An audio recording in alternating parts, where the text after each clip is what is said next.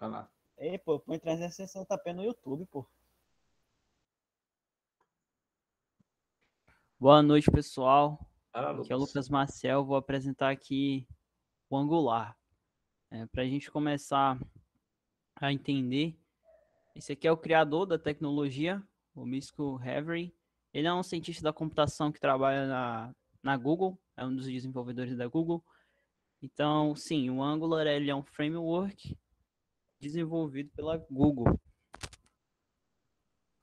E ele é muito mais do que só um framework, né? Ele é uma plataforma completa para a construção de interfaces de aplicações, né? Mais voltado aí para a web, né? Completamente sobre web. E todo lugar que você pesquisar sobre Angular, você vai achar um termo chamado Single Page Application, que a tradução é mais ou menos a aplicação de página única. Então, esse aí é o foco dele. Você vai trabalhar com construções de componentes na sua página. Eu vou falar mais um pouco sobre o que são os componentes mais na frente. As tecnologias que você precisa saber usar para trabalhar com Angular é o HTML, o CSS e a linguagem de programação. A gente vai transitar entre JavaScript e o TypeScript. Porque você vai codar, né, o código base para trabalhar com Angular vem do TypeScript, mas aí vai passar por um processo de transpilar o código, que é transformar um código de uma linguagem para outra, e aí o código de TypeScript vai para JavaScript. Tá? Mas a gente vai ver isso melhor mais na frente.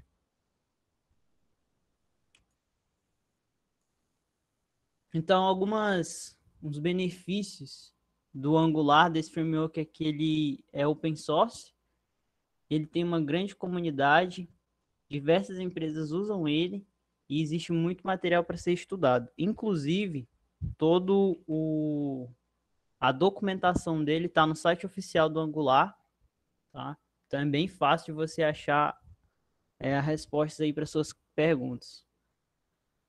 Ele possui alguns elementos básicos que a gente vai ter que trabalhar, que é os componentes, os templates, as diretivas, o roteamento, os módulos, os serviços, a injeção de dependências e algumas ferramentas que já vêm implementadas dentro dele. Então, já deu para perceber que ele é um framework bem complexo, né? Ele trabalha de maneira bem simples, por mais que eu diga aqui que ele tem um monte dessas coisas, tal, módulos, serviços, um monte de coisa, mas a forma de você trabalhar com ele é bem simples. Ele tem uma interface bem limpa, até porque TypeScript, né? Então, é uma linguagem que a gente já está um pouco acostumado, a sintaxe dela não é tão complicada, tá? Então, para a gente entender que esses dois aqui são diferentes, tá? São duas tecnologias diferentes.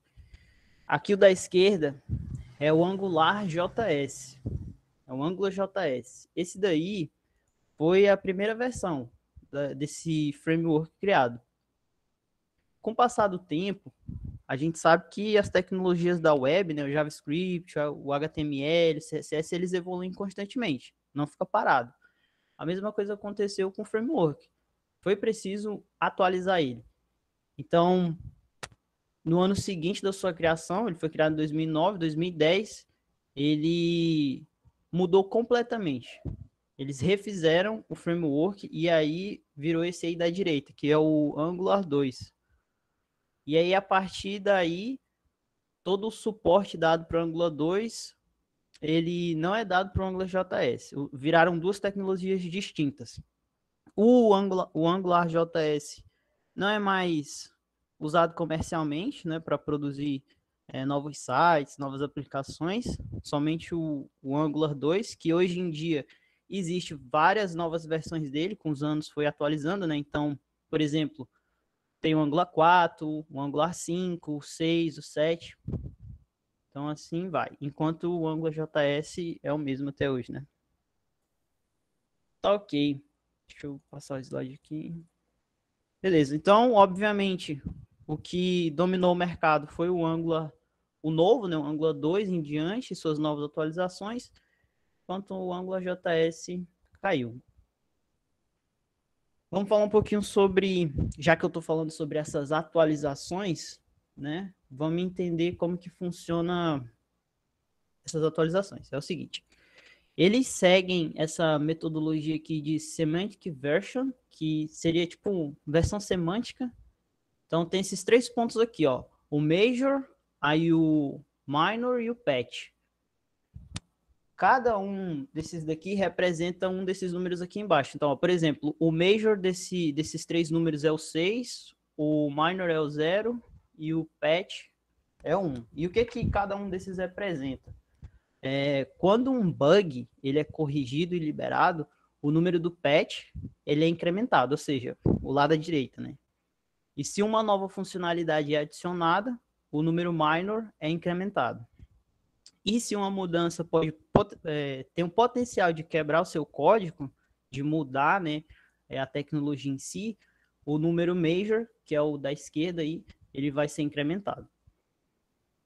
Então, assim, fica mais fácil de quem trabalha com a tecnologia entender o que está acontecendo, para a pessoa já ter noção de que se a atualização que ela vai fazer tem a possibilidade ou não de atrasar o trabalho dela, né? Se vai botar em risco aquele projeto. Na maioria das vezes isso não acontece, né? Mas é só uma prevenção. Deixa eu passar aqui.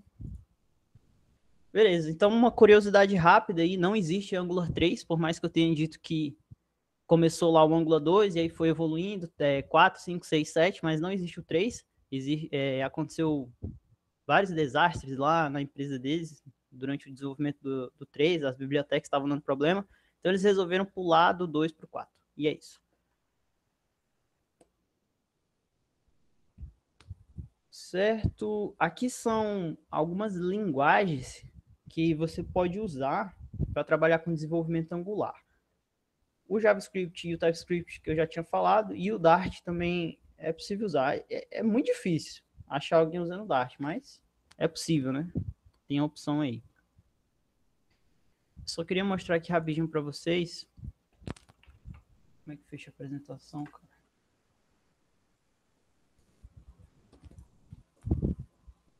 Compartilhar a tela no meu computador. Esse aqui é o... Tá aparecendo aí já? Tá. Aí. Então, aqui no LinkedIn, se você fizer uma pesquisa rápida sobre vagas para trabalhar com Angular, você vai ver que sempre, ou na maioria das vezes, tem mais vagas para funcionários do que candidatos para essas vagas. Então, por mais que a web aí, né, como o Jorge falou na apresentação anterior, esteja em constante desenvolvimento, ó, tô passando aqui as vagas para vocês ir vendo, ó. Sempre tem muitas vagas, ó. 200 vagas aí. Então, ainda existe uma carência muito grande de pessoas que sabem trabalhar com frameworks, né? Beleza? Só isso. Então, por quê? Né? O porquê usar essa tecnologia? Muito simples. Porque ela agiliza o processo de desenvolvimento em todos os sentidos. Ela torna o processo de codar mais simples, mais intuitivo e mais ágil. Aqui são alguns elementos básicos, né, do inglês Building Blocks de uma aplicação Angular. Ou seja, toda aplicação Angular vai trabalhar com isso aqui, ó, que são os módulos, os componentes, os templates, metadata, data binding, as diretivas, os serviços e injeção de dependências. Cara, é muita coisa, ó. É muita coisa. Ou seja, eu não vou detalhar tudo. Chegou a comparar, por exemplo, porque aqui eu tenho um framework, por exemplo, existe uma grande comparação de mercado entre Angular e entre React Native, né? Sim, sim. Aí, João. Olha o João deu golpe mesmo. João. Aí deu golpe, filé, hein? Apareceu, Oi, né? Do ano apareceu, né, bonito? Tá trabalhando, pô. Ah, tá, ó, tá. Existe a grande comparação de mercado hoje entre, por exemplo, o Angular e o React Native, né? Sendo que o Angular é um framework, né? O React Native é uma biblioteca. Tá? Não, React, pô. O React, tá, desculpa. Existe. Qual é a diferença aqui? Eu vou perguntar para os dois ao mesmo tempo, para o João e para o Lucas. Assim, a nível de uso. Quando é que eu vou utilizar um, quando é que eu irei utilizar o outro? João, falar, pode Lucas? iniciar.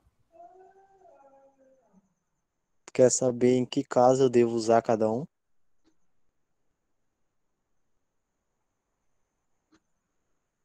Oi. Sim, Não, o Breno, ele caiu quer no barulho. saber em qual caso eu vou usar um e em qual caso eu vou usar o outro. Porque são concorrentes de mercado hoje, né? Não é isso? Ah, tá. Ah, tá. É seguinte, na minha visão hoje para mercado, para tu usar Angular, tu tem que trabalhar com um projeto muito grande, entendeu? Tipo, sei lá, banco, front-end de banco, aquelas startups que já estão no nível grande de ter bastante funcionário, porque querendo ou não, Angular, quando tu instala, ele já vem com, ele já é completo, diferente de React. O Matheus que vai apresentar vai falar um pouco. O React é uma biblioteca, então que ele vem enxuto. E aí tu vai preenchendo as coisas com o decorrer da tua necessidade. Então o React é recomendado para tu fazer também coisas grandes e até é recomendado também, né, para coisas grandes, mas a princípio para fazer coisas não tão grandes. E ele por ele ter essa possibilidade de tu instalar coisas ao decorrer da tua necessidade, ele se torna mais leve do que o Angular. Essa é a minha visão. É assim, quer usar muito recurso, se eu precisar utilizar muito recurso, lembra, né? Porque uma aplicação mais simples, um app ou uma página React, ele atende perfeitamente, né? Agora, é assim, eu volto no exemplo que eu dei na sessão do Lucas. Se eu quero fazer uma aplicação mais simples, mais tranquila, que não vai ter tanto recurso, usar o Angular é você pegar uma bazuca para tentar matar a formiga. Bote de novo nessa frase. O negócio é louco. Mas Exatamente, já que a gente tá nesse tópico aí, vou continuar aqui, ó, porque aí vocês vão entender essa foto aí. Se a gente bater o olho nisso aí, eu quando bati o olho não entendi nada. Por quê? Porque o fluxo de como funciona uma aplicação que roda em Angular, ele é complexo. A forma como os eventos acontecem e é chamado, né, as funções, como funciona a declaração das classes, tudo isso é simples de você trabalhar com TypeScript, porque é intuitivo, mas ao mesmo tempo, o que está rodando ali por trás é complexo. E eu vou mostrar daqui a pouco como que fica lá no Visual Studio quando a gente abre uma aplicação sem você nem ter feito nada, só em abrir a aplicação. Só um spoiler, dá 262 MB, uma aplicação sem você ter nem colocado um Hello World lá, só o corpo dela. Então, já que a gente está falando sobre isso, deixa eu voltar para a apresentação. Vamos falar um pouco sobre os componentes, que é a base, e isso aqui não tem como fugir. Se falar de Angular, tem que falar sobre os componentes. Um componente ele vai ser formado por esses 3 pontos aqui. Um template HTML, uma seçãozinha CSS, a gente já sabe para que esse CSS funciona, e uma classe que gerencia as propriedades e o comportamento desse componente, certo? Então, olha só, isso aqui é um componente em Angular. Se vocês perceberem, lá em cima eu estou fazendo o import, né? Mas o componente mesmo é aqui. Eu não sei se está aparecendo minha setinha aí, mas é aqui onde está escrito component até embaixo. Então a gente tem aqui o selector. Esse selector é a forma como esse componente ele vai ser selecionado. E aqui eu coloquei o nome Hello World. O template dele a gente viu que é formado, né? Que no slide anterior, ó, o template formado por um HTML. Então, ou seja, eu estou usando aqui H2, né? Que é o título, um page para fazer um parágrafo, né? Então, são comandos HTML normal.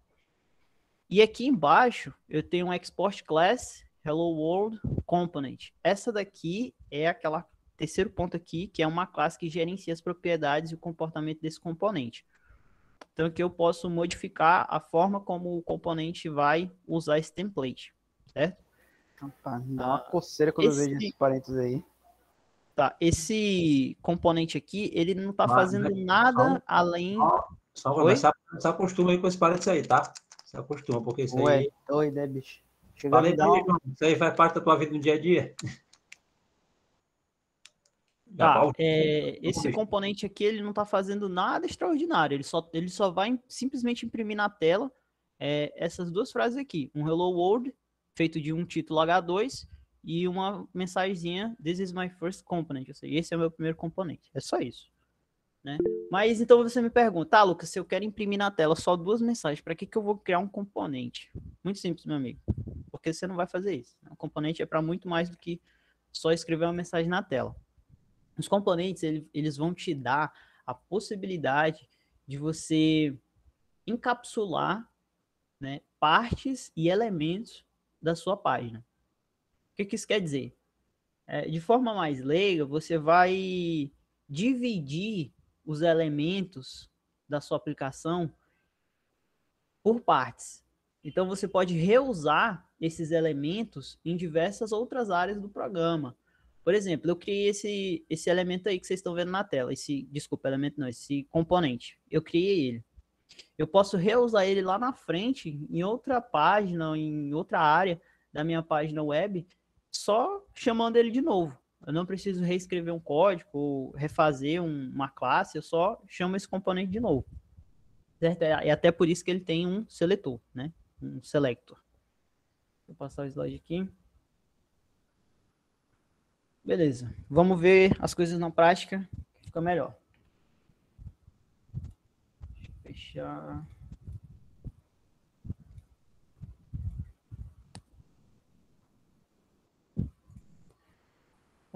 Dá para me escutar bem? Eu soltei aqui o microfone para poder digitar no teclado. Tá ok o som? pra filé. Beleza.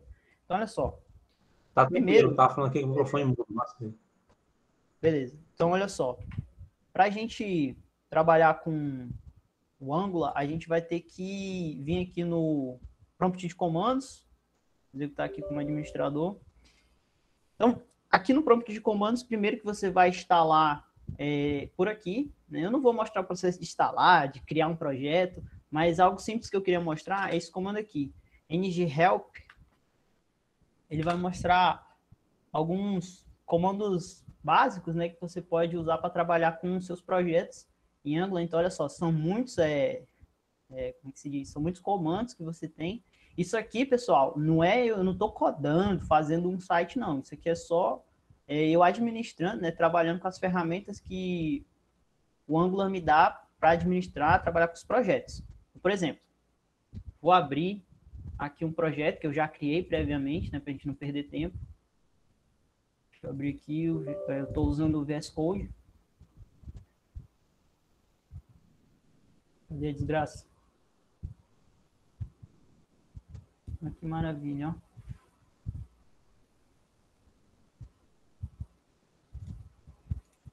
Então, olha só, isso aqui é o projeto padrão, que quando você cria, já vem isso aqui pronto. Eu não coloquei nada mais do que o padrão que já vem. Então, são vários documentos aqui, e se eu vir em CRC, app, eu tenho acesso a um componente base que já vem na aplicação. Eu quero abrir esse componente base aqui, esse aqui é o componente, ó. Aquele lá, dá para ver aí? Ou tá pequena a fonte? Tá tranquilo. Boa. Beleza, então esse aqui é o componente, ó. Que nem a gente viu lá, o componente ele tem um seletor, um selector, então é assim que ele vai ser chamado, app_root. Ele tem um template, e olha só que diferente, esse template aqui, eu não tenho comandos HTML, né? Por quê? Porque eu estou usando o comando aqui URL, ou seja, os meus comandos HTML estão em outra área. É semelhante a quando a gente está lá trabalhando com HTML, a gente cria um link para um documento externo que vai ter o nosso CSS, que vai ter o nosso JavaScript, é a mesma coisa. Então, eu estou aqui acessando esse documento externo. A mesma coisa eu estou fazendo com o style, que é o CSS, ele também está sendo acessado por essa URL aqui. Essas duas URL estão aqui, do ladinho. Aqui é a do HTML, então é gigante esse que vem a base dele aqui. E o CSS. Vamos abrir isso aqui no navegador para ver o que vai aparecer no navegador. Para a gente fazer isso, tem que vir aqui no prompt de comandos. Você tem que ter esse programa aqui, o Node.js. Tá? Você vai acessar o diretório do seu projeto. Estou aqui na minha parte do meu projeto, está aqui o projeto, peguei o link do diretório, vou vir aqui no prompt de comando, digitar cd, né, para acessar a pasta. Aqui dentro da pasta eu vou digitar ngserve. Eu vou colocar já para abrir direto.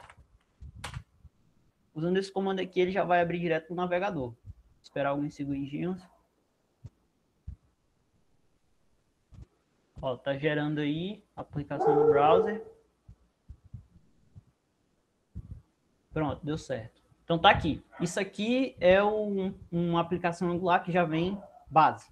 Então vamos excluir isso aqui para a gente fazer a nossa. Então eu venho aqui, ó, desse componente. Na real, vamos fazer algo mais simples. Vamos pegar esse HTML todinho aqui que ele criou. Vamos apagar. O CSS não tem. E eu vou mostrar para vocês alguns programinhas básicos que eu fiz já previamente. Eu vou só copiar e colar aqui, para a gente não perder tempo. E algumas coisas simples. O primeiro que eu fiz aqui é o Hello World. Salve aqui no bloquinho de notas. Então, ó, eu vou pegar aqui o template do elemento, do componente. Eu vou colar nesse componente aqui que já está feito. Tá? Eu só substituí aqui, para quem está confuso, tá? Eu só substituí o template. E é isso. Vamos lá no navegador agora. Olha aí, já atualizou em tempo real. Detalhe que eu não estou usando aquela extensão lá do VS Code, né? O Live Service, se eu não me engano. Isso aqui está sendo feito pelo próprio Angular, tá? O serviço dele já faz essa atualização em tempo real, de acordo com a ideia que você está usando. Então, apareceu aqui, Hello World, beleza. Deixa eu pegar outra aplicaçãozinha que eu já tinha feito aqui. Vamos pegar esse aqui do botão. Então, eu tenho uma seção em HTML, né? Essa é a minha parte do HTML que eu vou colar aqui. Isso tudo aqui que eu estou colando e copiando é de um elemento só, tá? Aqui dentro da pasta app, ó. Então, pegar a parte do componente. A parte do componente é isso aqui, ó. Template URL. Vamos substituir aqui esse template pelo novo template. Esse template aqui já não é mais os comandos HTML direto, né? Eu já estou encaminhando ele para outra pasta, ó. Para o app.component.html, que é o quê? Essa daqui do lado, ó. Que já tem alguns comandos aqui. Vamos devagarzinho para a gente ver o que está acontecendo. Tem um button, né? Que a gente já viu lá em páginas web, é um botão. E aí, a ideia aqui é o seguinte. Ele está escrito dentro dele Trigger Alert Message, ou seja, quando você apertar nele vai aparecer uma mensagem, um alert na tela. E tem um parágrafo que diz, você pode setar a cor desse componente, ou seja, você pode mudar a cor desse componente. E aí a gente tem aqui uma sintaxe um pouco diferente, que é o quê? Eu tenho essa font color dentro de dois... Como é que é o nome disso aqui, cara? Deu branco. Chaves, né? Duas chaves. Ou seja, isso aqui quer dizer que ele meio que virou uma variável. Eu sei que esse não é o termo técnico e tal, mas para ser melhor de entender, ele virou um tipo de variável. Ele pode mudar de acordo com o que eu vou colocar lá nessa classe aqui, ó. Essa classe que vocês lembram lá do slide, que é a classe onde eu posso manipular as informações do meu componente. Ou seja, eu vou pegar aqui a classe que eu já tinha feito previamente, para a gente não perder tempo. O que eu vou colocar nessa classe? Vou colocar o seguinte. Eu vou colocar que aquela fonte color lá, que ela meio que virou uma variável, ela vai receber o valor blue, certo? Ou seja, esse nome aqui dentro, fonte color, vai virar blue. Eu vou dizer que o say hello, que estava aqui,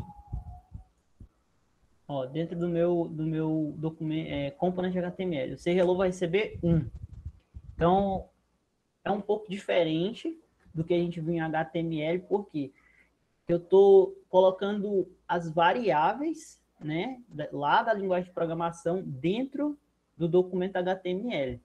E é aí que acontece a magia do Angular. Por quê? Eu estou trazendo técnicas de uma linguagem de programação dentro de uma linguagem de marcação, né? Então, é isso que está acontecendo aqui. Então, eu estou mudando os valores desses comandos em HTML usando a minha classe do componente. Certo? Vamos ver o que acontece lá na página web. Então, eu acabei criando aqui um botão dizendo que aperte aqui, ele vai alertar uma mensagem. Então, apertei, alertou uma mensagem, hello world, beleza. Então, está funcionando aqui.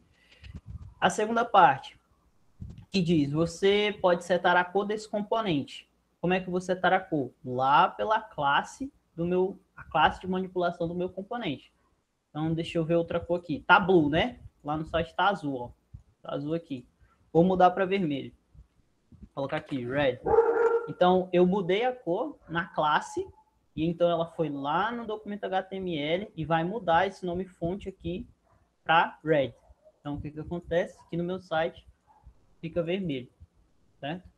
E também muda o nome aqui, ó. Não sei se vocês repararam, do componente parágrafo, tá? O componente parágrafo também está recebendo atualização em tempo real aí.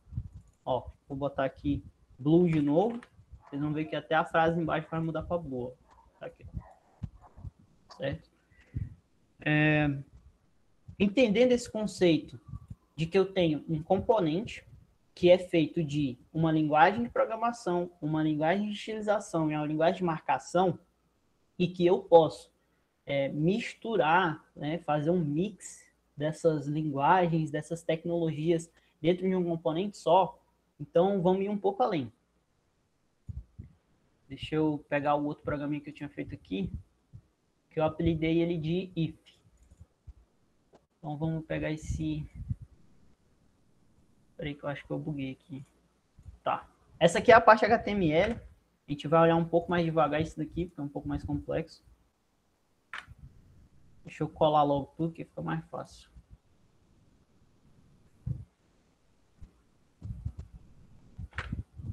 Beleza. Então tá. Aqui é o nosso componente.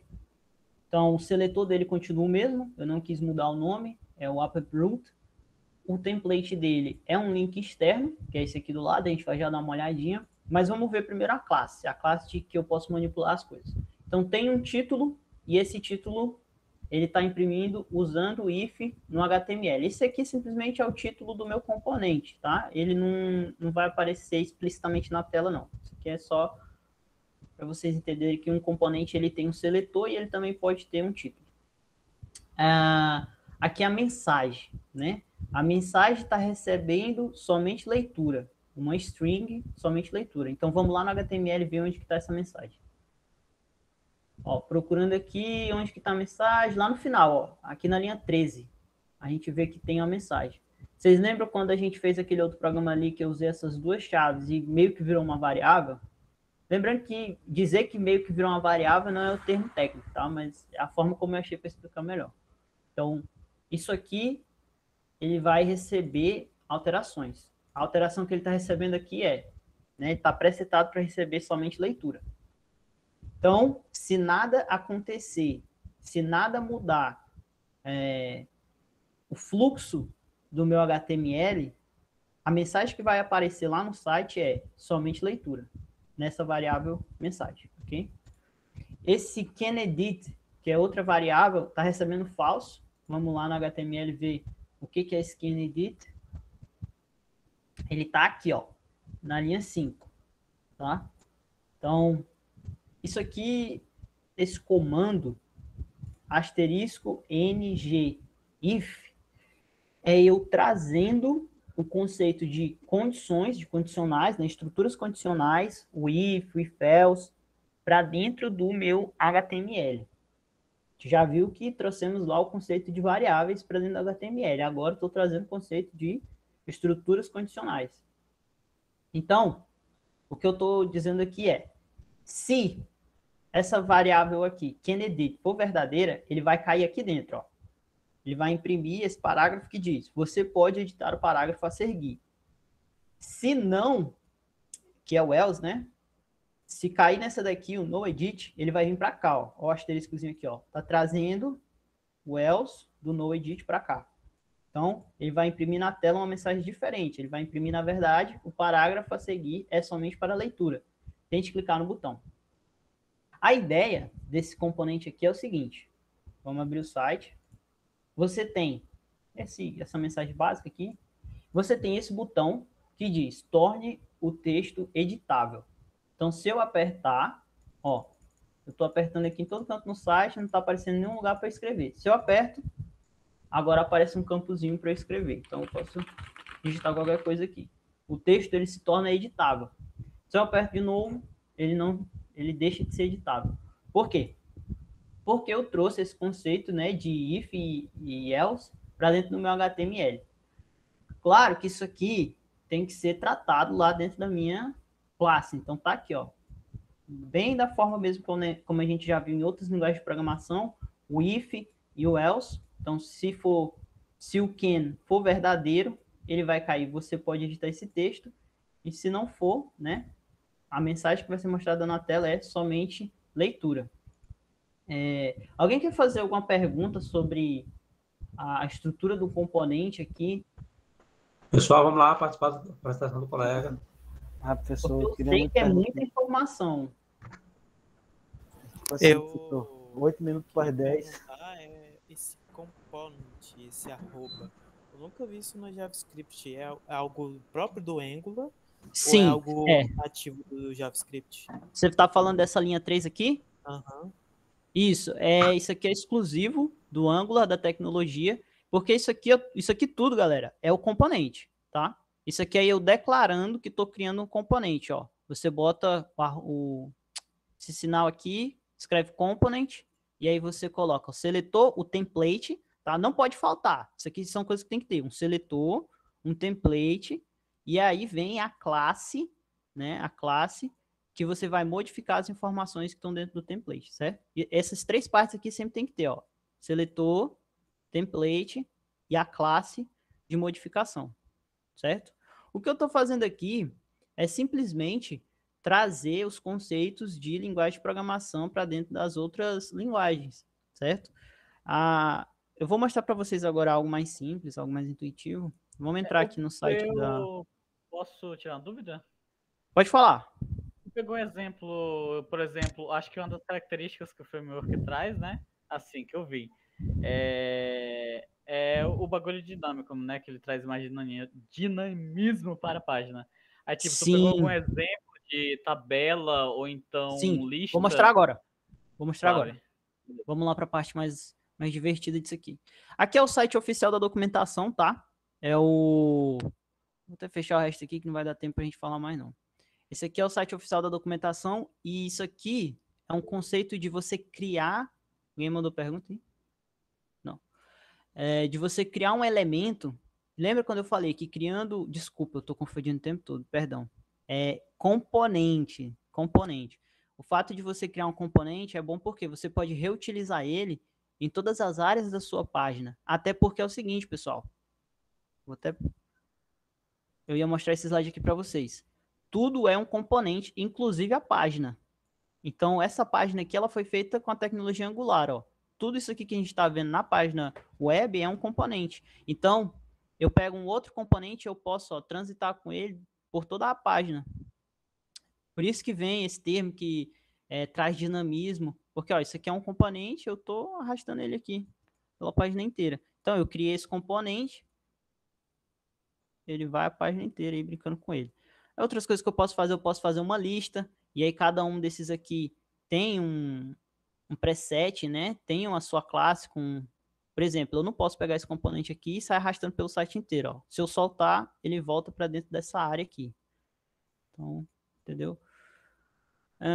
Eu posso criar duas listas de componentes, e aí eu posso brincar com a organização deles, inclusive transitar de uma lista para outra, ó. Posso tirar todos daqui e botar numa só. Isso aqui tudo, pessoal, está sendo feito com aquele conceito lá de componentes que eu mostrei. Cada um desses aqui é um componente, inclusive a lista por completo. Então, por isso que traz esse dinamismo, que eu posso brincar com os componentes da minha página.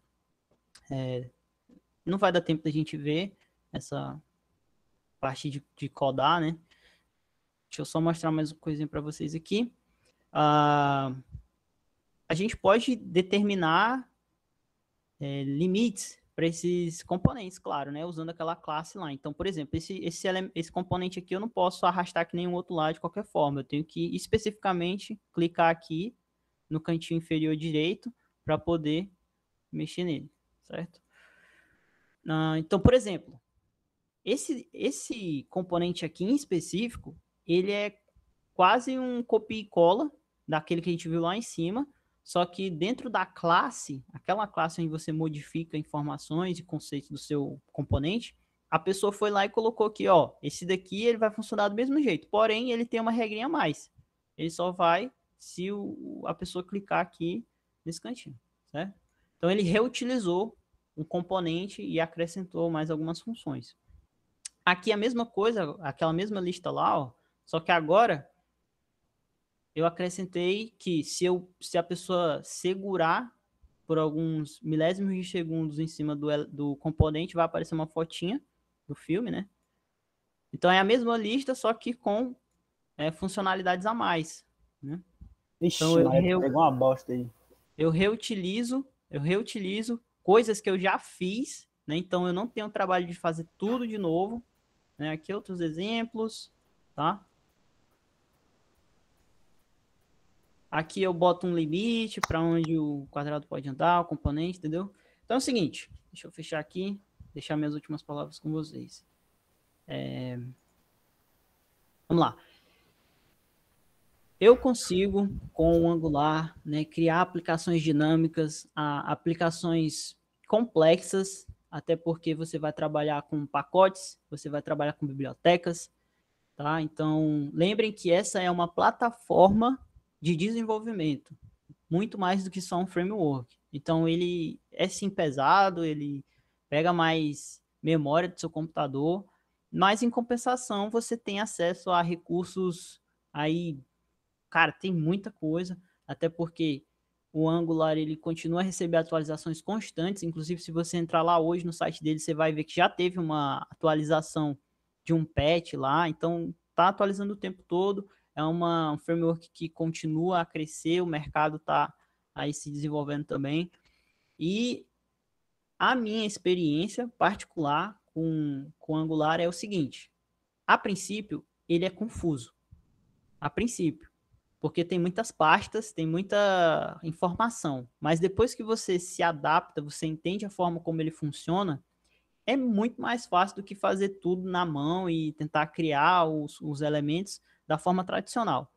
A gente sabe que hoje em dia é impossível você trabalhar com desenvolvimento web sem saber mexer com um bom framework, saber mexer com boas bibliotecas, né? Ninguém programa só com JavaScript, CSS e HTML, não existe mais isso, né? Você tem que trabalhar com um framework muito bom e o Angular está aí para isso, ele é bom demais.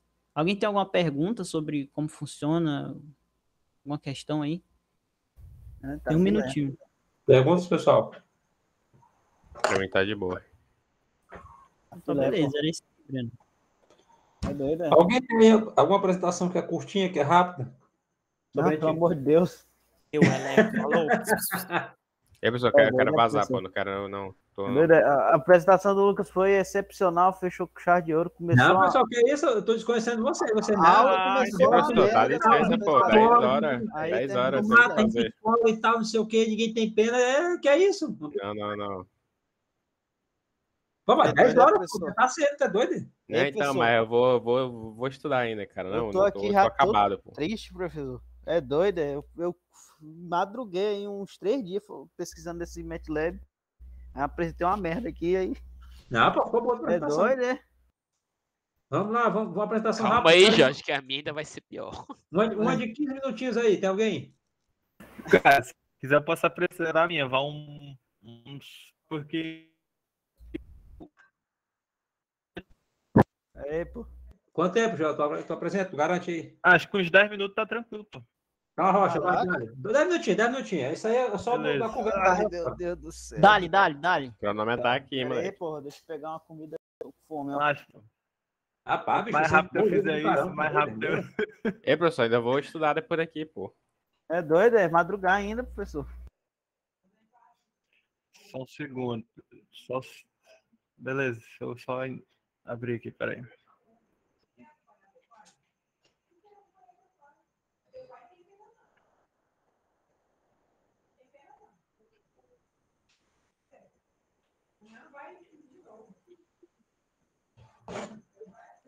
Tô enxergando a telas.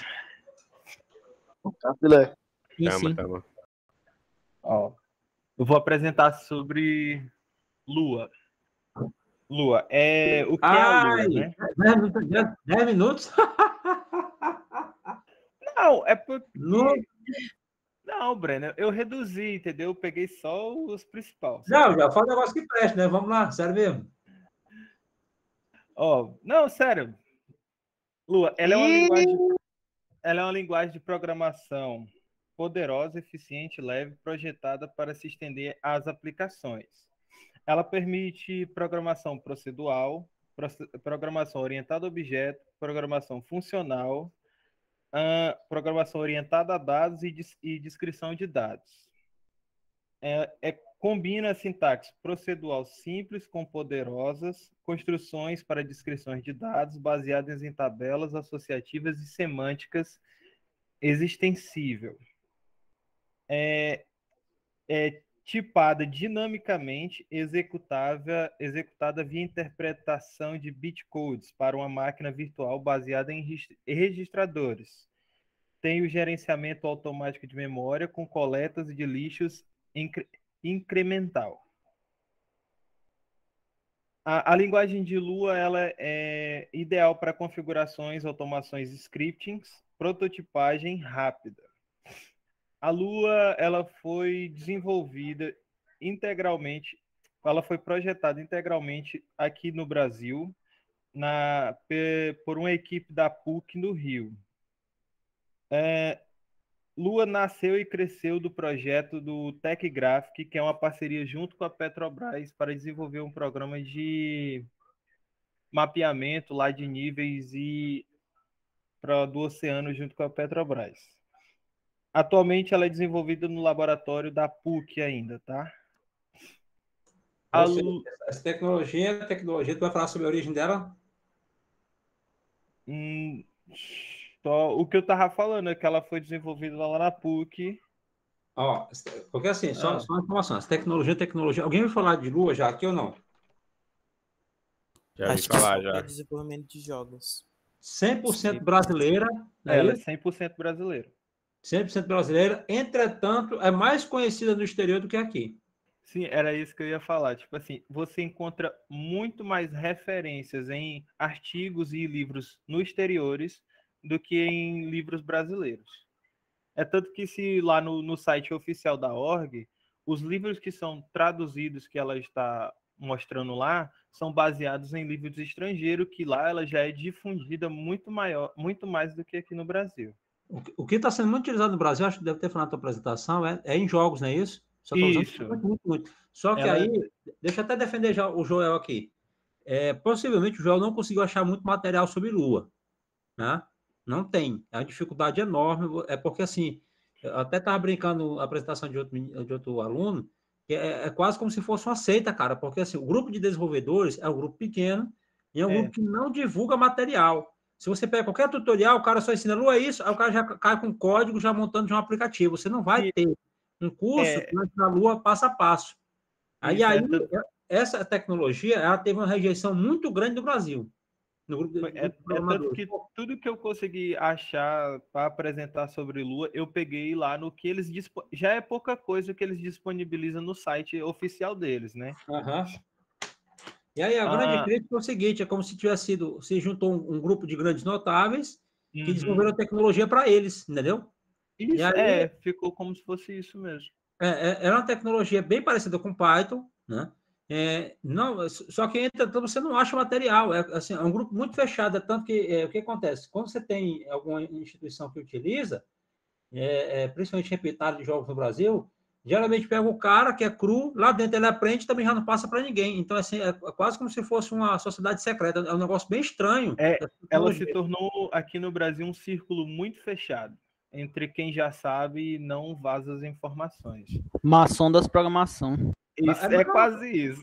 Mas, cara, até hoje eu não entendo o porquê. Falando sério, uma coisa que eu realmente não entendo o porquê disso, porque assim, aí é que aconteceu.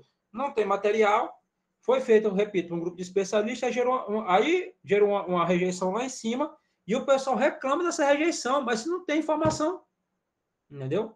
Abre esse site aí, o site da Lua em Português, você vai verificar o seguinte, a informação é mínima, é como só dizer o seguinte, ela existe, ponto, acabou.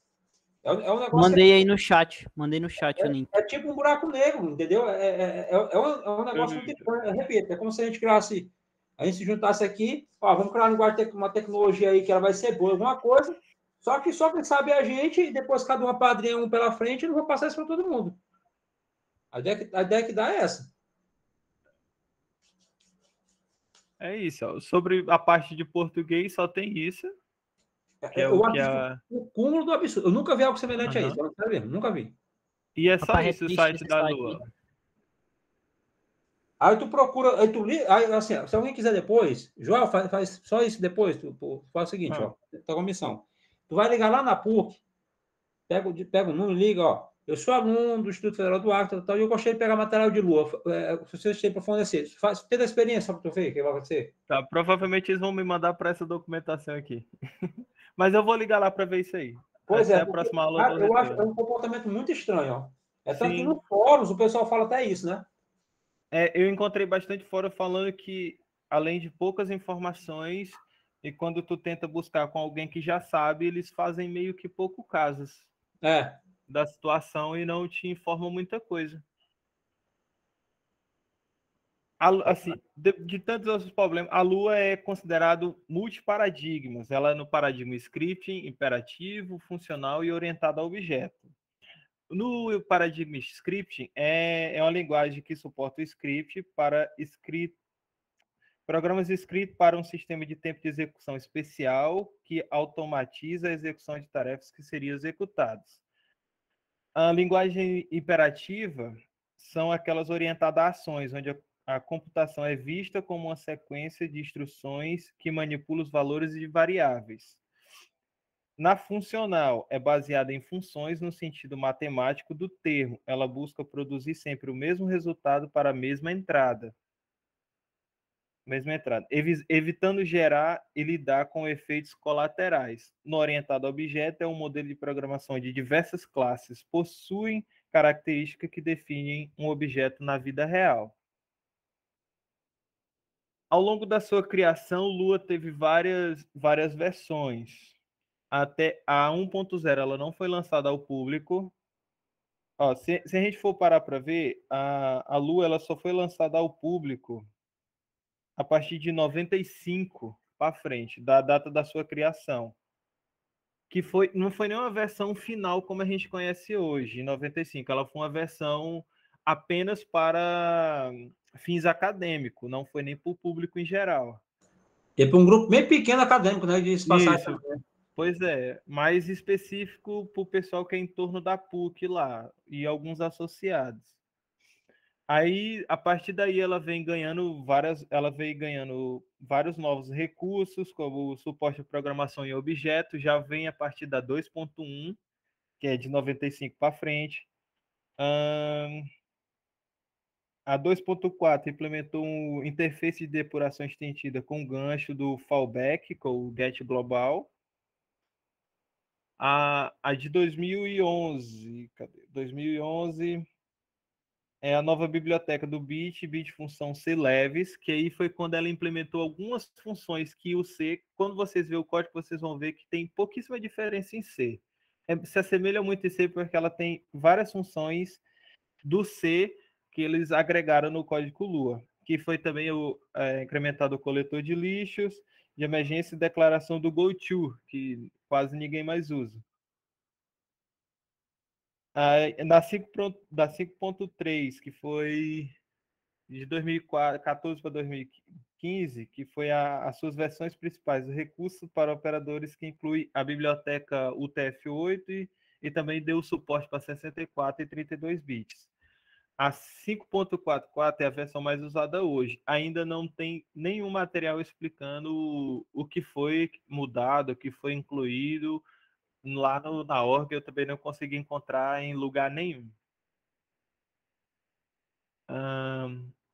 Aqui, ó, as vantagens de Lua. Ela é uma linguagem super rápida, portátil, embutível e pequena. Todos os códigos que foram feitos em Lua, por mais que ele tenha muitas linhas de código, na sua compilação final e na compactação, ela se torna pequena, entendeu? Tem código com 500 linhas que chega em torno de 500 megabytes ali, tranquilão. Alguma da desvantagem dela é que ela, em relação a algumas linguagens de programação atual hoje, ela tem um tempo de resposta lento do seu compilador. Aí, para alguns que gostam, as aplicações de Lua hoje, na área industrial, o Adobe Lightroom ainda usa ela. No embutido, isso aqui é um canal de TV, que é o Ginga, que ainda usa ela. De jogos, eu coloquei só 2, por exemplo, né? Só que esses 2 aqui são os que usa Lua puro, do começo ao fim. Só que tem outros projetos também, de projetos que com cooperação do código Lua, que é o Celestino, o Cheat Engine, o ClanLib, o Corona SDK. Aí de jogos, como aí tem a PlayStation Home, também usou algumas partes em Lua. Para jogos tem vários, tem uns conhecidos, o Counter-Strike Online usou alguns códigos, Dark Souls 2 também usou algumas partes do código final de jogo, porque eu não consegui encontrar onde eles foram especificamente alocados, se for a parte gráfica, movimentação, eu não consegui achar. O Roblox, que está aí até hoje, usa algumas das suas movimentações em Lua, e o Garage Mod, que é um outro jogo que também usa suas partes em Lua. Esse aí é filé. É o Esse aí tu Gmodzão. o Grey Mods. Para compilar Lua, eu tive algum problema, porque são poucos as IDE que funcionam com ela sem ser aquele painel preto do Shell do Windows. Pois é, ainda tem isso ainda, né? Isso. Se for baixar o que a org libera lá do site oficial deles, é muito complicado de se instalar e de se fazer rodar dentro do shell do Windows. Tentou no Linux para verificar se melhora o rendimento, não? No Linux? Não, eu não consegui testar também, que eu não consegui fazer os arquivos se conversar lá e ficava dando erro todo o tempo na compilação, mesmo o código estando certo. Cara, é um negócio muito estranho, falando sério mesmo. Enfim.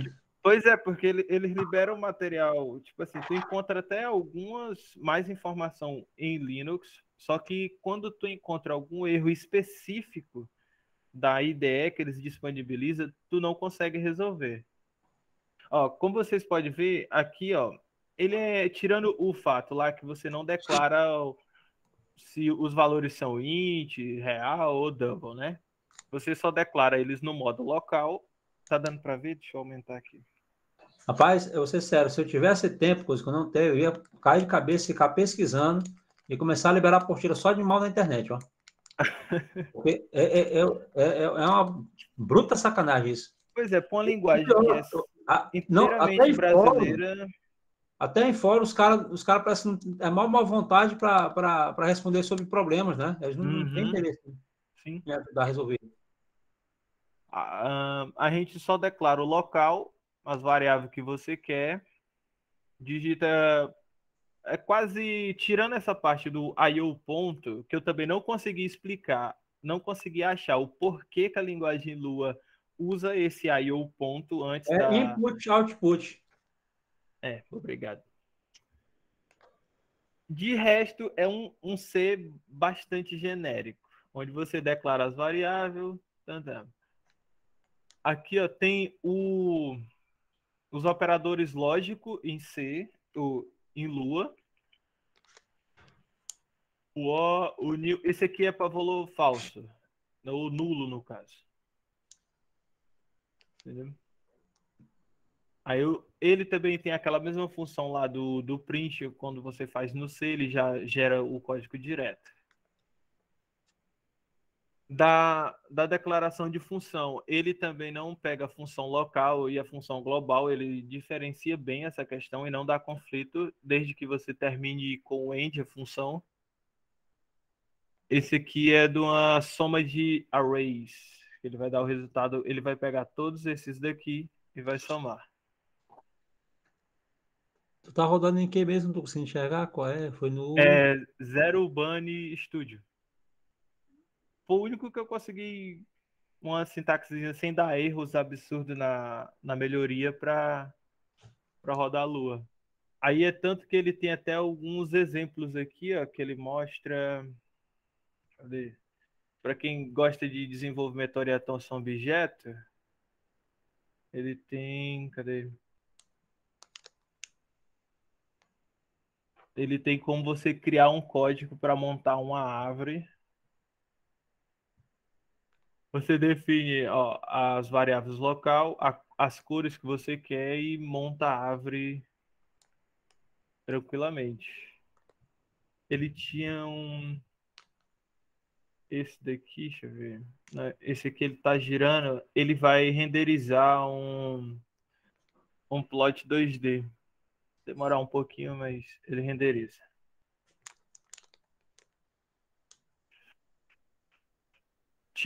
Tem um jogo aqui que é matemática pura, praticamente. Esse aqui, ó, ele vai calcular todas as possibilidades onde Isso é bacana, Torre Ranoir, né? Aham. Aí ele vai calculando todas as possibilidades de como formar em um único ponto. Isso aí você faz através de uma função recursiva. Isso aí é bacana, pô. Legal. Isso. Mostra o código por trás, Tadinho.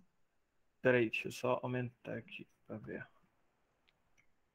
Tá dando de ver bem que eu não consigo mudar o fundo branco também. Caraca, é muito diferente você olhar para as variáveis e não ver o tipo, ó.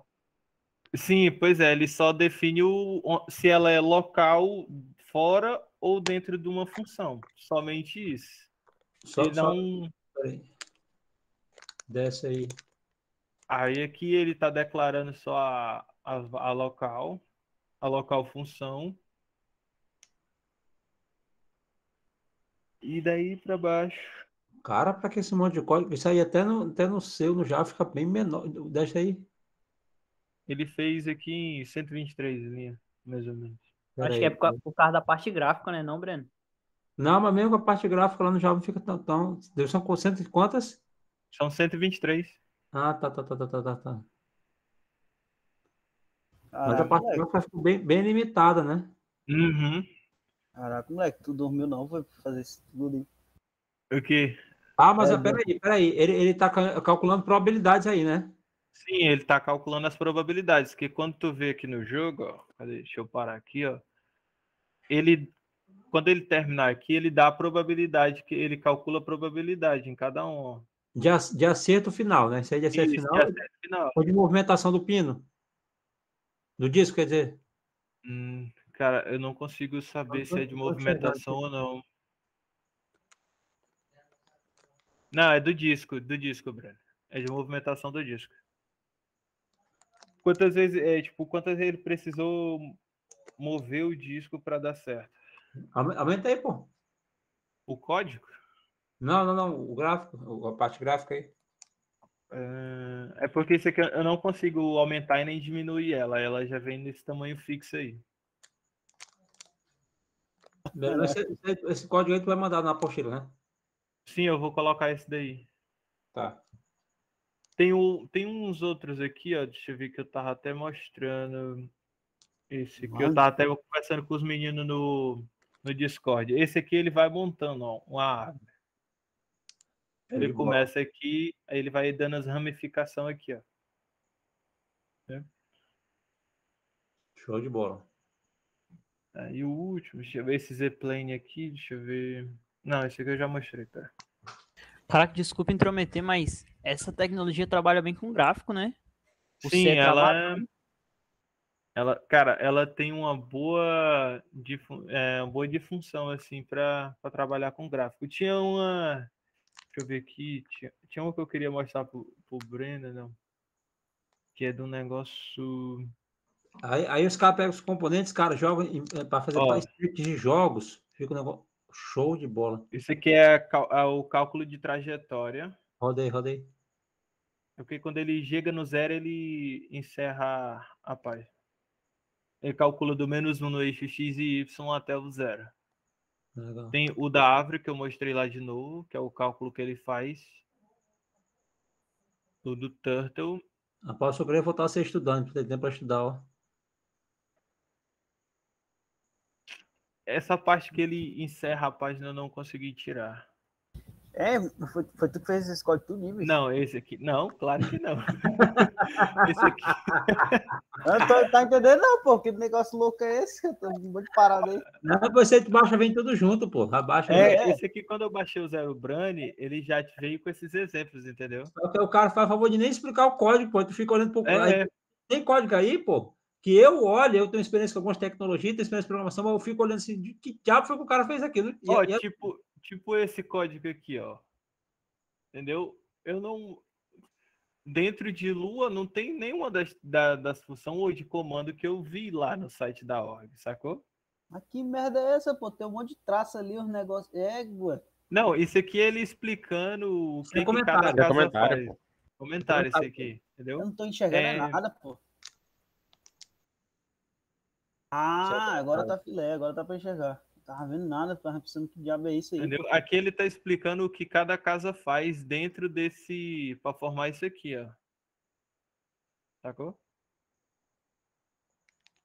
Ó, ele mostra o show do círculo, a quantidade de delay por segundo que ele fica fazendo o giro, a resolução do gráfico, a posição do draw point, que se eu não me engano esse draw point é esse ponto vermelho que ele fica aqui, ó, no centro do círculo menor. E aqui é a definição do raio do círculo. Entendeu? Mas só que essa parte aqui eles não explicam. E mesmo que se tu for pesquisar, é muito difícil. Sacou? Deixa eu ver, tinha um... Ó, esse aqui é o da galáxia. Cara, esse é o Javier, muito show esse aí, ó. Uhum. Agora, aumenta o código aí, só para o pessoal ver o código, para ver se consegue entender alguma coisa nesse código aí. Aumenta aí.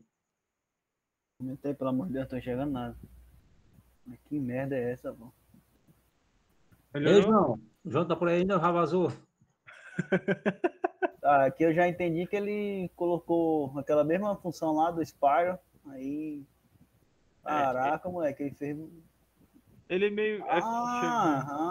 Ele tá calculando o raio, os raios o raio do círculo, o delay.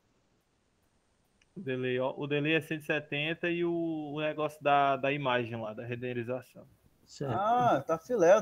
Dá pra entender aqui, ó. Tipo, é o mesmo código, só que ele só muda as posições ali onde que ele vai ficar rodando. Não, essa parte aqui sim, entendeu? Pois é. Ele só muda ali no Spyro. Põe 40, põe 90. Eu tenho uma pergunta. Meu querido, isso aí tem algum framework, alguma biblioteca ou é só o puro mesmo? Não, aqui é puro. Caraca. Top, ó. É porque assim, o que os caras fazem? Os caras usam o script para gerar algo específico dentro de um programa, entendeu? Está sendo utilizado hoje para isso. Top demais, ó. Hein? Isso é para quem gosta de jogos, é um negócio bacana, tá? Mas aí é mais a área mobile, o negócio é meio pai. É interessante, é interessante. Minecraft, né, Lucas? Não, mas assim, pessoal, hoje em dia, para jogo, dois caminhos. Ou você vai para C# ou vai para C++. Mas se você quer mesmo trabalhar com jogo, é C++. C# ainda tem muito caminho ainda para percorrer para. Hoje em dia a parte gráfica é potente demais, pô, tá doido? C#. É potente, ó. É potente. Pô. Esses jogos aí bonitão é feito em que, pô? Esses jogos bonitão aí. É aquela coisa, né? Hoje em dia o que domina é a Real Engine, né? Tá maior no mercado. A Unity, que usa o C# já não tem. Os caras que Surgir árvore do nada, entendeu? Do nada é assim, né? Esses Isso aí é mapas bacana pra mexer com árvore. Isso aí é bacana, porque, ó, aqui dentro, ó, só um bizu, tá? Aqui dentro, por exemplo, eu posso jogar uma... Lembra daquela série Fibonacci? Uhum. Eu jogo a série Fibonacci aqui dentro, ela gera o comportamento de crescimento de uma árvore. Tem algumas plantas que seguem o padrão da série Fibonacci. Fatorial, entendeu? Mas você tá fazendo melhor do que eu na caneta. Bicho é doido aí. Caraca, moleque. É coisa, hein, isso aí. É muita coisa. Só que assim, repito, o problema da dificuldade é que não tem material, pô. Aí tem coisa que tem que ficar batendo cabeça. Olha esse gráfico aí de... É uma série histórica. Eu achei que me deu foi uma roupique de abelhas, pô. É uma série histórica isso aí, né? Está com cara de série histórica, várias unidades aí no tempo. Ah, égua. Ixi, de abelhas, pô. Parada é essa? Eu não estou enxergando nada aí. Também tô enxergando pouco aqui. Mas tem muita coisa, pô, isso aí. Que parada é essa que o bicho tá fazendo, pô? Joel, teu áudio tá mudo. Não sei se tu tá falando. É. Seu áudio tá mudo aí, pô. Tipo, pra quem tem paciência de ler todos os livros e sabe inglês, a documentação de Lu é fantástico fora do Brasil, pô. Mas aqui mesmo dentro do Brasil é extremamente limitado. Bom, é isso, professor. E é brasileiro, né? Pois é isso, é 100% brasileiro. Rapaz, não julgo não, porque eu também... Eu vou fazer o negócio Tá lá que Brasil. tu falou, Breno. Acho que quinta-feira, que é amanhã, no caso, né? Eu acho que eu tenho algum resultado deles lá. Liga lá e só pergunta, só por curiosidade, dá um migué, porque pra tu ver a dificuldade que é. Tá, eu vou dar a desculpa que é pra apresentação. Tá. Tá bom, valeu, Breno. Valeu. Pessoal, tem mais algum aí curtinho, pequenininho? É doido, é bicho. Não, Sai não, fora, não. Breno. Sai fora, pô. Não. Você reclama que tem professor que não dá aula, que não sei o quê. Então Mas você já tá passando o limite. Quem foi aí. o infeliz que disse isso? Não, daí? quem foi? Tem professor Eu que não. reclama. Que Eu não sei o falei, quê, eu não falei nada do seu, não. Não falei Já sabe do presencial, né, Jorge? Ó, tem uma turma aqui, o João, que já vazou, ele passou essa turma que a gente teve aula até 11h30 da noite já, tá? Pau quebrando. Padrão a turma, ninguém nem reclamou. É por isso que ele já foi. É a turma dele. Tô nem aí. Não, Doido, é? Foi tão boa a experiência que ele já foi embora. Não, eu tô vendo aqui que o Breno ele tá instigando o caos contra mim. chame o João aí, cadê ele? Presencial. Que eu não vejo. O João tá dormindo, eu O acho. João vazou. Sério mesmo, tem alguma prestação curtinha aí, ou não? Meto bronca no Electron. Não, Pô, não. eu quero vazar. Não, se pô, fala Eletro é sério. demais, pô. Ó, a última. Bora a última. Rochedo. Meia horinha. Rochedo. Doido, é, pô. Rochedo, não, fazer aquela moral com o professor. Bora, Rochedo. Tá bom, Ei, dá. professor, Dá-lhe dá-lhe aí. aí. Dale aí, dale Vai, aí. Zeca, dale. vai, Doido, é, rocha, pô, rocha. fazer até uma pipoca, pô. Rocha não. Não, pô, porque assim, a conversa não tá legal? Não, mas o pior que o Ezequiel ia apresentar realmente hoje, né? Segundo a agenda e tudo. Tu tá dentro do. Não, Tá dentro do cronograma, pô. A Tá dentro do cronograma. A conversa não tá legal? Vocês vão fazer uma coisa interessante agora? Não vão, então vamos continuar aqui. Vai, professor. Eu ia estudar minha linguagem que eu tenho que apresentar amanhã, ó. Rapaz, eu tenho que fazer o assembly. Fazer pelo menos alguma coisa decente, que hoje foi triste pra mim. Hoje Ei, foi professor, triste. você sabe onde é que eu posso encontrar alguns códigos bacanas de Objective-C, rapaz? Porque eu tô caçando aqui tem umas horas, ó. Deixa, pô, tem um monte. É, tô vendo aqui como tem um monte. Vai no site gringo, pô. Eu tô no site gringo, pô. Bicho, código. Bicho, é de 84, pô, linguagem, pô. Meu Deus do céu, pô. Pesquisa Não, no mas tem livrozinho. código atual, pô. Tem código atual, sim. Confia, Mas só ninguém mais usa. Mas tem. Bora, rocha esse aqui, rocha. Pesquisa Tá livro que tudo é certo aí, sucesso. estão vendo? Tamo, vai. Beleza, Electron e Ezequiel, tamo junto. Beleza, a história do Electron, ela começa com Shen Zhao. É um engenheiro do GitHub que iniciou esse projeto. Ele veio inicialmente como Atom Shell, que ele serviu como base para ser feito Atom, que é uma IDE do GitHub. Aí esse projeto foi evoluindo, que eles viram o potencial desse Atom Shell. Então, em 2013, eles disponibilizaram esse Atom Shell, né, para open source, e o projeto foi ganhando reconhecimento e outras pessoas foram contribuindo e utilizando. E, né, em 2014 ele virou open source e em 2015 ele teve a sua grande mudança, né, que depois ele virou o nome Electron mesmo. E teve um grande patch que mudou a estrutura do Electron e se consolidou como um framework para fazer aplicações desktops usando tecnologias web. Agora vamos falar o porquê. O porquê é bem simples. Ele veio como alternativa de reaproveitamento de conceitos. E na equipe de desenvolvimento do Atom, fazia muito sentido eles construírem uma capa que fizessem que eles pudessem programar algum aplicativo como se fosse nativo, só que com as linguagens web. Então, por causa da desvantagem de fazer uma aplicação puramente web que rodasse no browser, sem ser uma aplicação nativa, do Windows, Mac, Linux, tanto faz, eles viram um potencial nisso. E também fazer uma aplicação nativa para um sistema operacional varia bastante, porque se for para o Windows, acho que você tem que usar o C# para fazer uma aplicação nativa, enfim, tem várias linguagens. Então, alguns não são multiplataformas. Então, se você fizer uma aplicação no Windows, ela não vai pegar nem no Linux, muito menos no Mac. E isso cabe também no Mac.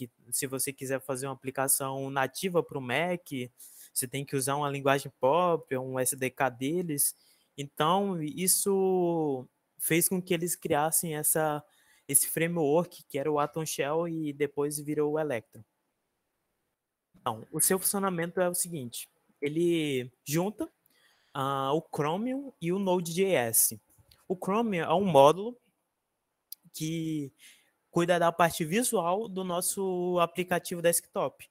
E o Node.js faz a integração com sistemas nativos, como o File System, também recursos da máquina, como o carregamento, o quanto que ele está de bateria, ou se ele precisa estar no plano de fundo de algo, se ele precisa de mais... Se ele precisa... Enfim, de privilégios, como acesso à câmera, enfim. E isso fez com que isso, com a junção desses dois, se tornou o Electron. O Chromium, ele veio por causa que ele é o open source, né? Ele é praticamente o Google Chrome, só que é open source. E para isso, a equipe de desenvolvimento pode mudar, pode fazer o que for com o Chromium. Então, com isso, eles fizeram um downgrade no navegador para possibilitar eles usarem o máximo de recursos sem ir tirando desnecessariamente features desnecessárias, como barra de favoritos, autocomplete, extensões, suporte a extensões, configurações, enfim, todas essas coisas que tem no navegador convencional, eles tiraram para ficar uma versão mais limpa possível, para que a gente só escrevesse o HTML e CSS e sendo interpretado pelo V8, né, que é a engine do JavaScript para aplicações browser, né, que o Google Chrome usa. Então, o Chromium ele é responsável para interligar essa parte mais visual da web que a gente usa, né? Então, ele fornece APIs como a DOM e a Fetch, né? A DOM para mexer nos elementos da página do documento, que é Document Object Model, a DOM, e o Fetch para fazer requisições a APIs externas. Só um pouquinho. Né? Tá gravando também aí? E aí, Pedro Antônio, tá gravando aí, bicho? Pedro Antônio? Tá gravando. Rochado, ele é rochado. Vambora, o Node. Agora o Node vem na parte mais baixo nível. Ele se relaciona mais, tem um relacionamento mais íntimo com o sistema operacional. É com ele que vai fazer a integração, né, ele com o Electron com o sistema operacional, fornecendo recursos para rodar a nossa aplicação. Então, neles que a gente vai poder abrir um diálogo de confirmação, como pedir permissão para ser usuário root, ou pedir para abrir um arquivo. Todos esses módulos do Node, tudo que a gente pode fazer numa aplicação front-end no browser, a gente pode fazer no Electron. Mesma coisa do Node, só que você não vai hospedar o seu back-end inteiro dentro do Node. Além de ser pesado, isso ainda vai rodar no cliente. Então a pessoa pode descobrir alguma vulnerabilidade e simplesmente pegar todo o teu código, tua regra de negócio do back-end. Então isso não é seguro. Rodar uma aplicação back-end mesmo que você possa no Electron, você não deve. Mas módulos do Node, que a gente tem zilhares aí espalhados pela internet. Tu for no NPM da vida, você acha milhares de pacotes que você pode utilizar para integrar com o sistema operacional, que toda aplicação desktop nativa tem, e você pode fazer com o Node. Então, o Electron se limita só em renderizar uma página web como se fosse um aplicativo desktop, né? Cara, só queria entender por que não chegou a pesquisar se faz o uso do Yarn, porque o NPM dá tanto problema para gerenciar pacote que só quem trabalha sabe, ó.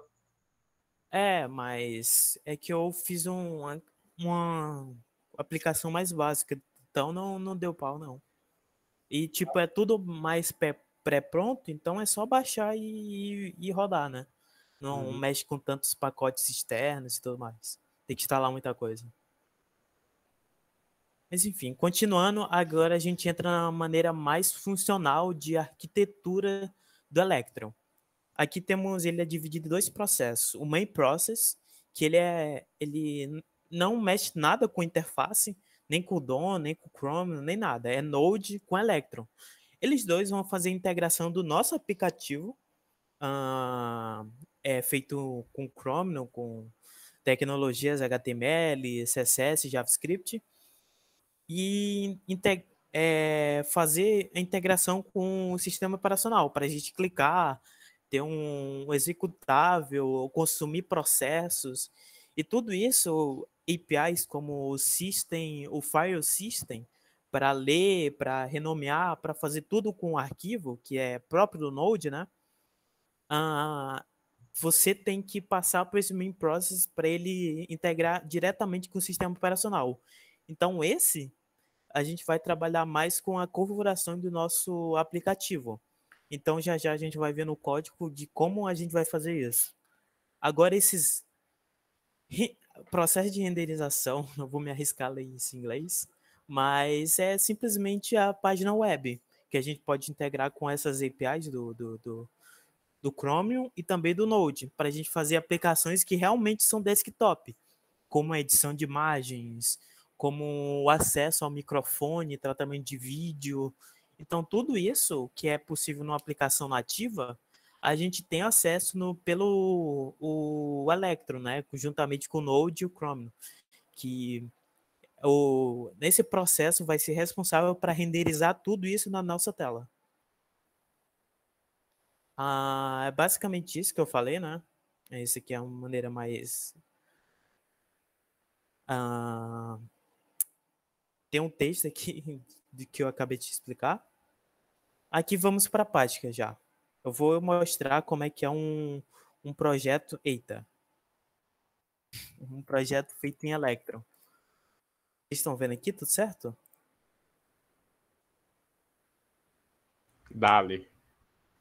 Enfim, para você ter uma aplicação em Electron, é bem simples. Você pode usar React, pode usar Vue, pode usar Angular.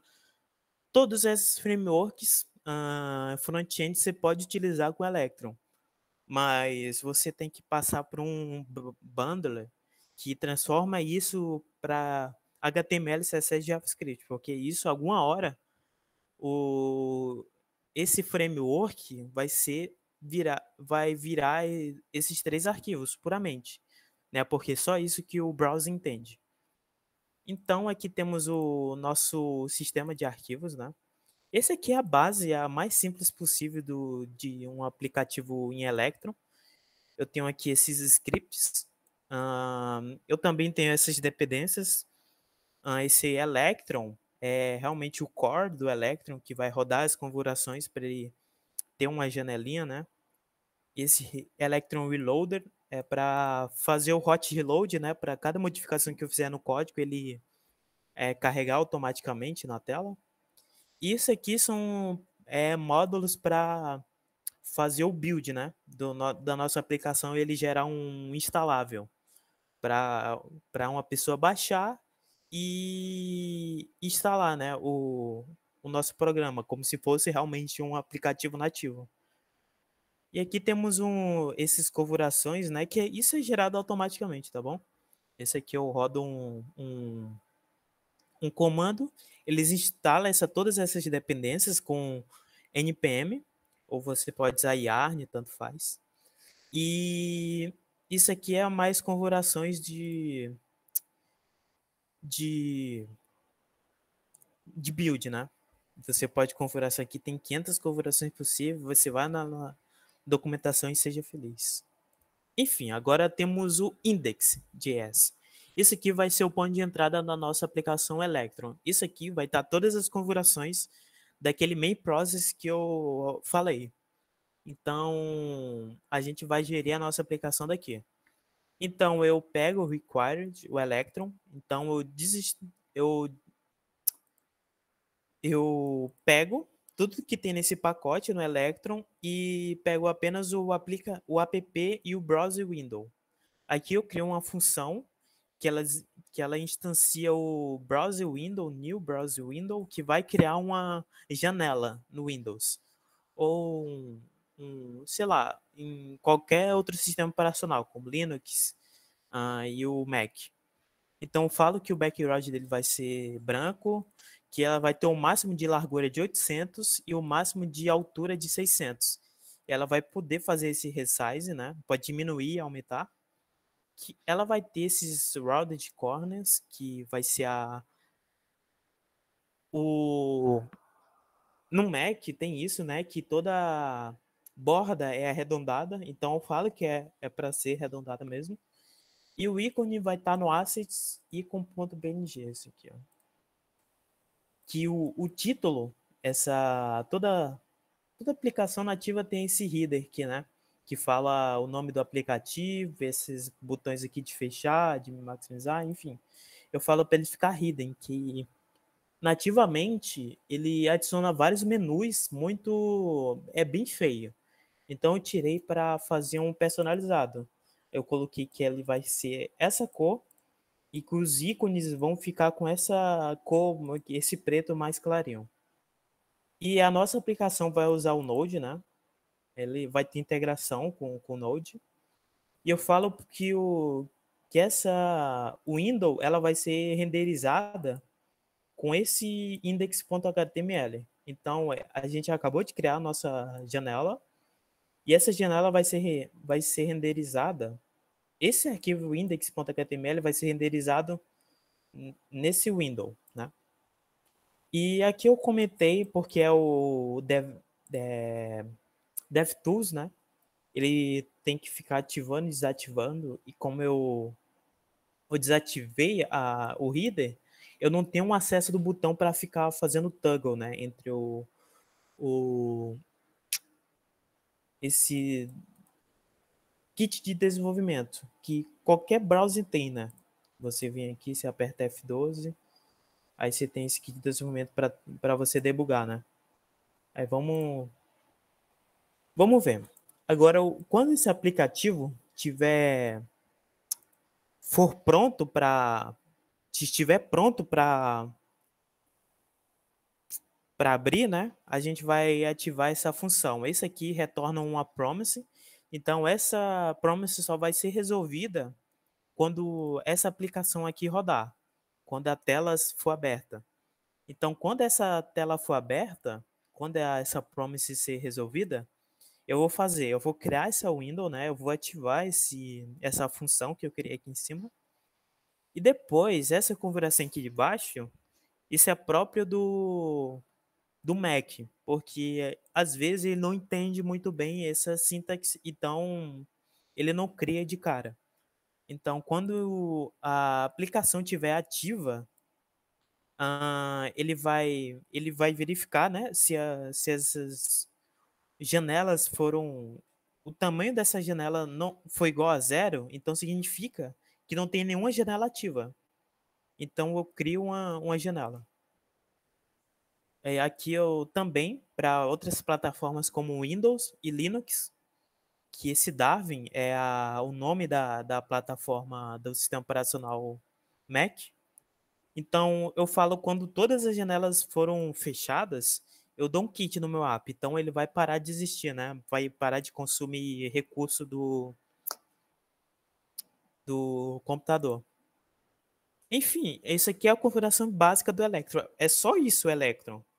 Não tem mais nada de Electron. Depois disso, é só aplicação web normal. O que a gente pode fazer é integração com o Node para acessar recursos nativos, como gravar um arquivo no path, né, no caminho, no diretório específico, renomear, deletar. A gente pode fazer acesso à câmera do computador, pode fazer acesso do microfone. Então, tem até esse Hyper aqui, né? Esse Hyper que é um terminal feito em Electron. Você pode até ver aqui em View, Desktop, que é um Develop Tool. Então, é realmente isso aqui é um browser, tá? E ele é todo integrado com Electron. Posso fazer, como é que é? Dir. Ele listou todos os meus diretórios. Posso dar um CD document. Vou dar um dia aqui. É um terminal. Então, esse terminal é feito em Electron. Então, dá para fazer qualquer tipo de integração com o sistema operacional, com Electron, né? Só basta você ler a documentação de cabo e rabo. Aqui temos o HTML, né, normalzão. Essa aplicação que eu fiz para a Portila. Então, se vocês quiserem dar uma olhada lá, eu explico o que cada coisa está fazendo. E que o HTML normal não tem nada demais aqui. Tudo que a gente já viu. Aqui temos os estilos. Temos os estilos da página. Aqui é o script, que vai rodar depois que essa janela tiver sido renderizada. A única coisa que eu utilizo aqui é esse clipboard, que é uma API do Electron, que ela faz integração por si só com a área de transferência do Windows. Então, eu quis demonstrar que dá para fazer isso, dá para tu acessar o menu de seleção do Windows ou do sistema operacional. Sei lá, você pode copiar algum arquivo, pode copiar, pode colar, pode ver se a área de transferência tem algo. Então, essa API aqui é bem completa. E é só isso que eu fiz de novo nessa aplicação. Mas o resto é tudo JavaScript normal, o mais cru possível. E, enfim. E essa foi a aplicação final. Só adendo. Se eu dar um npm run make, ele faz o build da aplicação, né? E ele sai esse... Deixa eu abrir no diretório mesmo. Então ele cria esse out, que é a pasta que vem o build do Electron. Então tem esse make e eu posso... Ezequiel. Oi. Abre, por favor, só aquele packet JSON aí para mim, por favor. Esse aqui? Sim. Espera ver. As dependências. Peraí. Electron for make pay. Tá. Cara, isso aqui. Essas dependências, tudo a gente faz instalação com NPM. Só olhar o negócio dele já fico todo arrepiado, porque para dar erro, meu irmão. Eu fiz com esse Foge. Tipo, tem 500 possibilidades para tu buildar uma aplicação em Electron. Uhum. E essa aqui é a mais simples, porque você dá um npx Electron foge, e ele cria total essas dependências, essas configurações. Então depois ele adiciona até esse script aqui, ó, esse script make. Você dá um npm run make, ele já gera esse daqui automaticamente e você é feliz, porque não precisa mexer com um pingo de configuração, é só instalar esse pacote e rodar. Aí ele builda aqui esse instalador, aí você instala mesmo, né? Como se fosse um aplicativo nativo. E ele fica instalado aqui, ó. Tem até aqui, ó, o Clapper, que é aqui é a minha aplicação. E é isso. Aqui temos a minha aplicação que eu tinha feito. É bem simples. Eu posso salvar cópias aqui. Então eu posso copiar, que ele já pergunta, porque ele verifica se eu tenho algo de novo na minha clipboard e me pergunta se eu quero adicionar na lista. Eu adiciono. Aí, eu posso adicionar aqui, aqui, aqui. Eu posso excluir. Eu posso copiar e eu venho aqui. Ele copia realmente, né? Então, é uma aplicação bem simples. Eu só fiz para mostrar essa funcionalidade de copiar e colar, né? E é isso. Eu posso dar resize, enfim. Vantagem e tal. Agora, a conclusão, né? Eita. Aqui vemos algumas aplicações que usam Electron. Temos o Discord, esse Hyper que eu mostrei para vocês. O Figma, que é esse aqui que eu estou rodando. Ele está rodando no browser, mas tem um aplicativo, né, que você pode baixar. O VS Code é feito com Electron.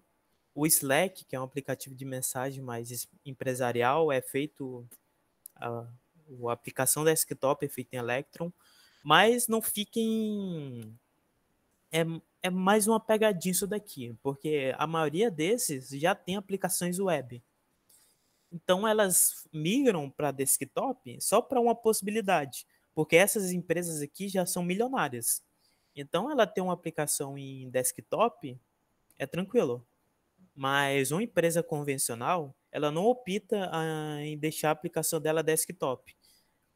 E acho que só em algumas aplicações realmente que tem cara de aplicação, como o Figma, que é um ótimo software de prototipagem, essa aplicação em desktop ela é bem mais estável que uma aplicação web, né? E porque ela só roda o que é necessário para ela, né? E eu acho bem mais organizável ter uma aplicação desktop do que uma na web. O VS Code é um... Oi? Como é que está sendo o uso em mercado hoje? Eu vou dar uma pincelada no vantagens e desvantagens. Só concluir aqui. O VS Code é um exemplo que usa recursos do Electron. Tipo, o VS Code tem uma aplicação web. Você pode acessar, né, pelo GitHub. E ela tem pouquíssimos recursos na web. Você só pode ver o código e escrever. Você não pode salvar. E é bem limitado a versão em web. E a versão em desktop tem mais funcionalidades, como temos o terminal integrado, né, que é realmente um terminal. Temos um Git aqui que você pode controlar, você pode dar um commit, você pode dar um merge, você pode fazer tudo por aqui. Então isso tudo é integrado com Electron.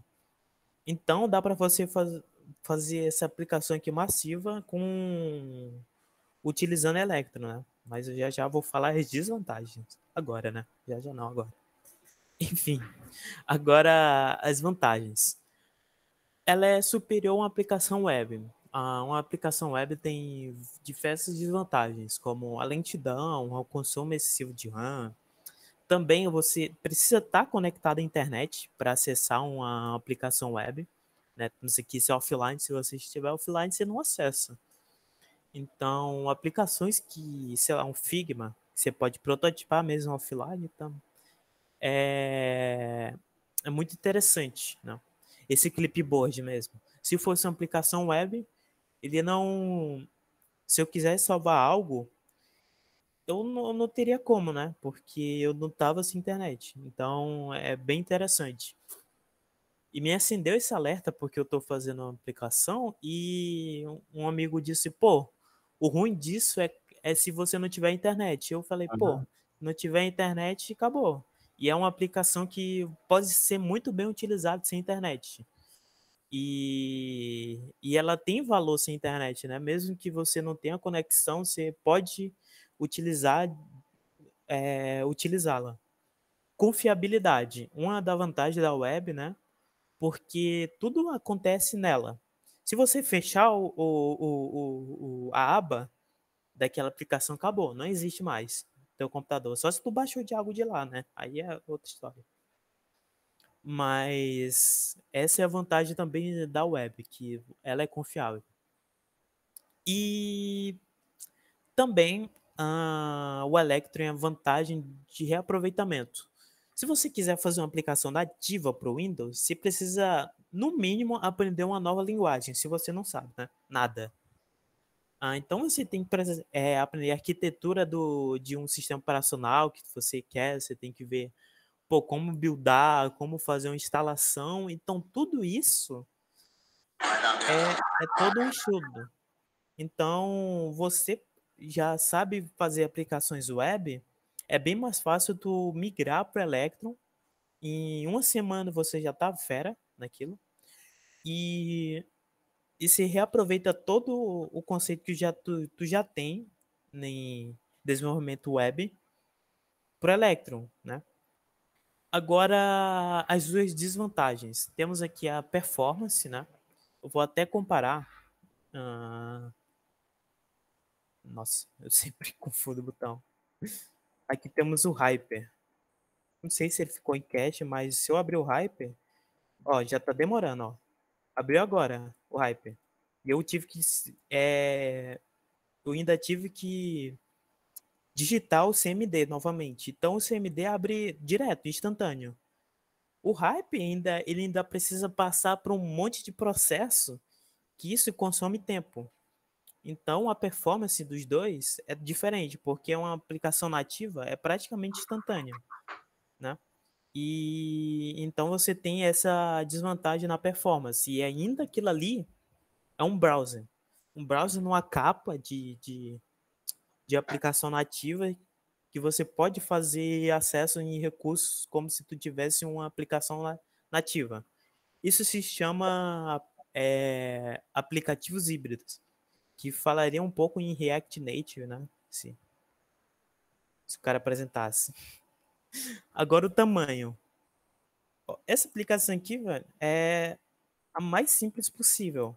Essa aqui. E ela em build, deixa aqui, como é que é?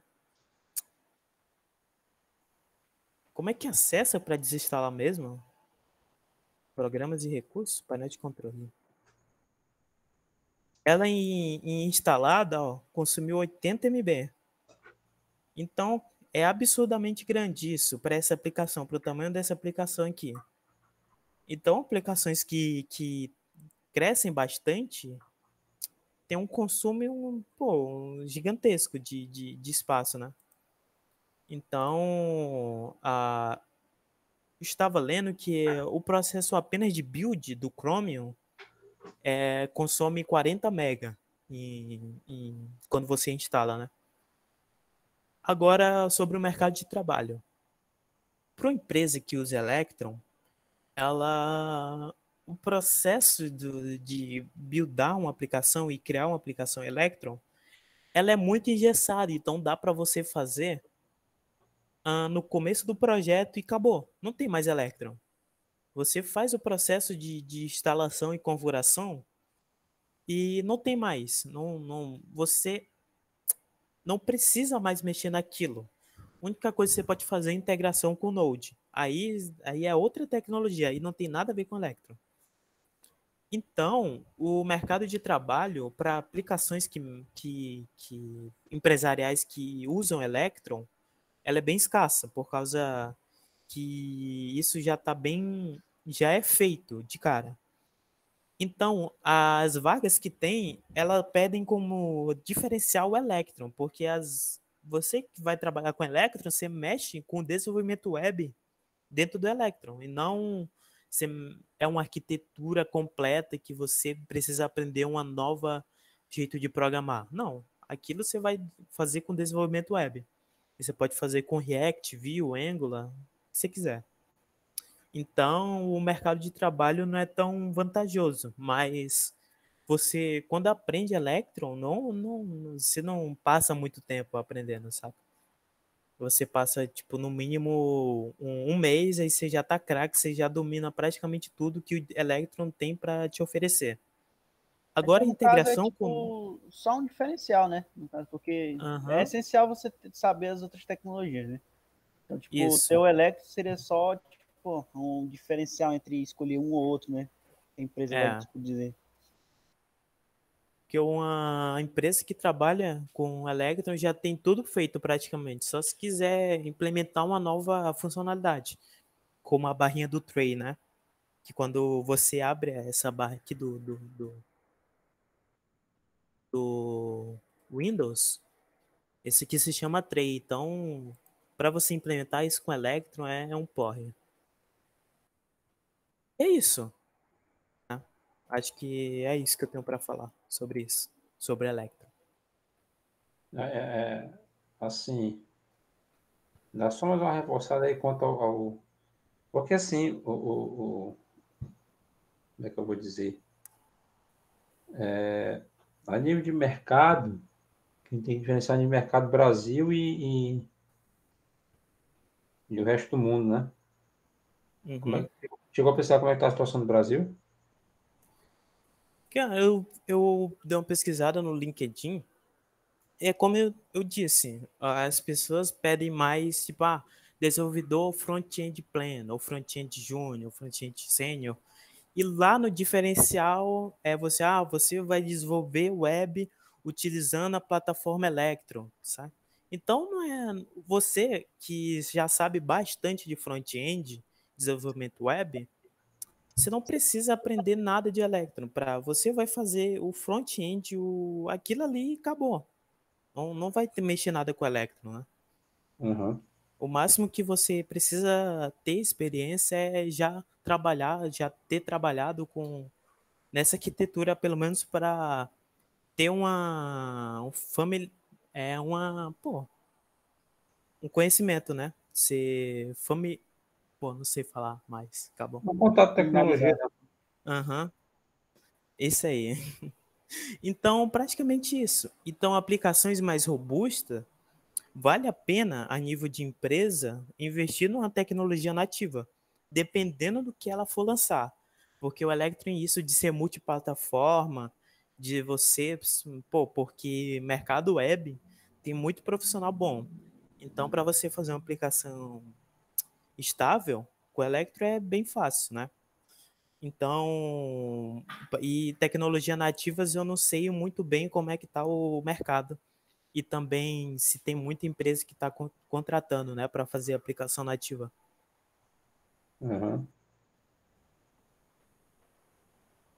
E aí, pessoal, perguntas? Tá filé já. Doido, professor, Tá tranquilo? Tá de boa? Tá filé. Boa salda, né? É doido, é? Não, sai fora daí, mano. O ritmo da voz dele já diminuiu. Vai tomar um pau, moleque. Rapaz, moleque, vai ser eu e tu que vão levar um pau quando voltar presencial. É doido, é, pô? Tranquilo, foi de boa. Quem é que faltou de hoje? O Matheus e o João, eu acho. Que tá na escala. Cadê o Matheus? Tá aí. Matheus? Não. É doido, é, pô? Só você mesmo, só você. Ei, não, o Matheus não é hoje, não. Matheus não é hoje, não, é amanhã. Não, Matheus é dia 28, tá aqui. Quem é que tá faltando de hoje? Não, hoje foi todo mundo, ó. Hoje a lista era o seguinte, ó. Era o Jorge Lucas, eu, Certo. Lucas Maciel e Nayane, aí o Ezequiel e o Joel. Aí, pô, fechou. Beleza. Alguém é voluntário para fazer uma apresentação aí espontânea, hein? Não, tem ninguém não. Não é com esse negócio, não. Tô com o Scratch aqui. Game nem Scratch sim, é pô, na dois moral. palitos. Ezequiel, Vai ter a dois duração do palitos. Scratch tá grande? Tem não. Tá nada, pessoal. Ei, sai daí, cara. Eu quero ir embora. Cheio da fome aqui. É doido, é, pô.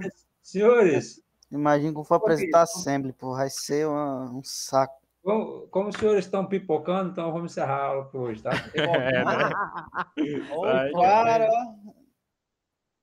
Meteu essa, Agora eu quero ver o Jorge sai dizendo por aí, o Breno é preguiçoso, o Breno dá aula, eu quero ver. Quem? O Jorge? É, Jorge.